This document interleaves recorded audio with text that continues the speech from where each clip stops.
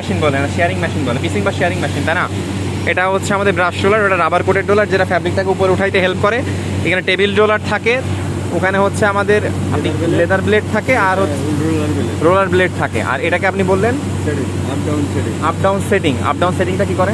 মানে আমি ধরেন সেমের ওপরে, মানে এই মালটা আছে ধরেন যে সেমের ওপর 300 কি 350 400, যখন যে সেম পাল্টি দিবি তখন আমার কাটিং এর চেঞ্জ করতে হবে, এই আপ ডাউনটা চেঞ্জ করতে হবে জিএসএম বাড়ানো কমানোর জন্য, প্লেটটা নাম মানে সেভাবে চালাতে হবে।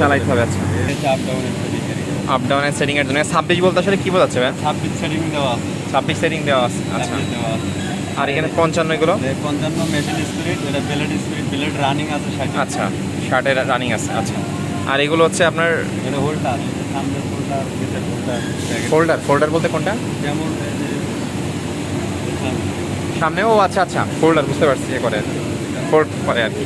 আর এটা অটো, এটা অটো, অটোমেটিক্যালি মেশিন রান করবে তার। সামনে দিলে মাল নামে আসবো, এবং ব্যাগে দিলে রানিং দিয়ে থাকবে।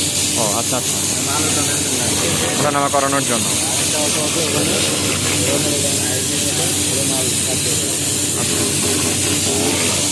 মনে করেন যে শুধু মালামালগুলো মাছ থাকে, মানে হয়তো দেখা যাইতেছে টাকা যাইতেছে, যেমন হয়তো ভাত যাইতেছে, ও আচ্ছা আচ্ছা, ভাতটা মনে করেন ঘুরে যাইতেছে, ভাত থাকলে ক্লিয়ার করে দিই। বাস রাখলে ক্লিয়ার করে দিচ্ছে, এটা হচ্ছে কাজ। এই রোলারগুলোর কোনো নাম বলেন আপনারা? না আমরা এগুলারই করি। আচ্ছা, আর এদিকে আপনার ওরকম কিছুই নাই, তাই না? আপনার ম্যাটেরিয়ালটা ফিট হচ্ছে কোন জায়গা থেকে ভাই? এখান থেকে ম্যাটেরিয়ালটা, মানে আপনার এই যে ফ্যাব্রিকটা ফিট দিচ্ছেন এখান থেকেই? হ্যাঁ, ওখান থেকে দিচ্ছেন। তাহলে এই সেট আপটুকু কি আসলে কিসের জন্য? এটা আমার মাল জমা করে নেই, জমা করে নেন আগে। মাল চলছে। এই জমা করার কারণটা কি? আমি নিটিং এরকম জমা করতে দেখি নাই, মানে নিটিং আমার এখানে প্রোডাকশনের চাপ বেশি, প্রোডাকশনের চাপ বেশি, তাই জমা করে নেন। সময় মতো লোক থাকছে না, বিভিন্ন কাজে পাঠাই, টলি গাড়ি আনাই, সুইংয়ে বোঝাইছি, রোডার ধাক্কা এনে যাচ্ছি, আর চতুর্দিকে মেনটেন করা লাগে। আচ্ছা আচ্ছা। মেশিনের পদ্ধতি